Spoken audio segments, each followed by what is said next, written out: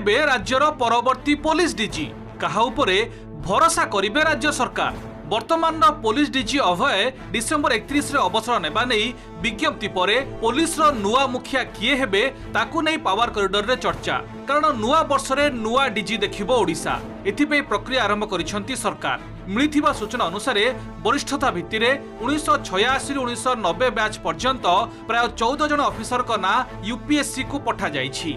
December मास प्रथम किंबा द्वितीय सप्ताह रे यूपीएससी रो उच्च स्तरीय बैठक बसी डीजी चयन नहीं विस्तृत आलोचना हेबो। प्रस्तावित तालिकारु 3 जनक ना को यूपीएससी राज्य सरकार को पाखकु पठाइबे। सेथि मध्यरु जनकु राज्य सरकार डीजीपी नियुक्ति देबे। 1986 batch IPS Pradeep Kapoor, Vijay Sharma, 1987 batch रो सुनील कुमार बंसल, 1988 बैच रो मनोज छबरा, संतोष उपाध्याय और अरुण राय, 1989 बैच रो Pranabindu Acharya, Amrit Mohan Prasad, B Radhika, SN Narwane, 1990 batch रो वाईबी खुरानिया, सुधांशु षडंगी और अरुण षडंगी को ना यूपीएससी को पठा जाइथिबा सूचना मिलिछि। जो मान को कार्यदक्षता उच्चकोटीर थिबो, नारे कोनोसी अभियोग नथिबो और विभागीय प्रोसीडिंग होई नथिबो सेमानकु ही डीजी पदवी पई सुपारिश करा जिवो। एहाकु विचार को नेले वरिष्ठ आईपीएस प्रदीप कपूर, सुनील कुमार बंसल, मनोज छबरा और संतोष उपाध्याय डीजी पदवी लागि दाबीदार बोली कहा जाउछि। तबे प्रदीप कपूर और सुनील बंसल सेंट्रल डेपुटेशन रे अछंती। एभली स्थिति रे प्रदीप कपूर और संतोष उपाध्याय को ना डीजी रेस चर्चा रे आगरे थिबा कहा जाउछि।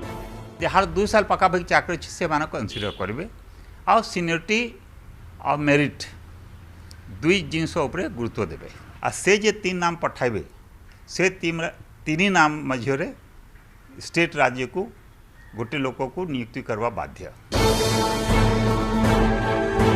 सेपटे डीजी चयन बेले राज्य सरकार अनेक किछि मापदंड रखिबे। सरकार प्रति अनुगत्य, अभियोग न थाई क्लीन कैरियर, समस्तक सह खाप खुआई चली पारिबार दक्षता और क्षमता केन्द्र सह तालमेल रखी काम करि पारुथिबा ऑफिसर को ही डीजी पदवी मिलिबो बोली कहा जाउछि। राज्य में आईन श्रृंखला विपर्यस्त नहीं विरोधी लगातार आणुथिबा अभियोग को काउंटर सह सरकार भावमूर्ति को सुरक्षित रखुथिबा भली ऑफिसर को प्राथमिकता मिली पारे। आगको पंचायत और पौर निर्वाचन थिबारु निर्वाचन परिचालनार दक्षता थिबा ऑफिसर को सरकार गुरुत्व देबे बोली कहा जाउछि। जी की करि परिबो आसंता जो निर्वाचन हबो हमर पंचायत निर्वाचन तो किमती पुलिस व्यवस्था भल करि परिबो। विशृंखला टे बढ़ी खंडा बोली रास्ता आंटी गुंडा एक्ट हाँपी जाऊँगी एक्ट को केमती कार्यकारिता कर समस्त विषय देखी जन लोक बचा जा कथा। वर्तमान पुलिस डीजी अभयंकर गत जून मासरे कार्यकाल शेष होइथिला। परे राज्य सरकार तांको कार्य अवधि को आउ 6 मास बढ़ाइथिले। भुवनेश्वर निरंजन रेड्डी सह हरिहर चांद को रिपोर्ट, ओटीवी।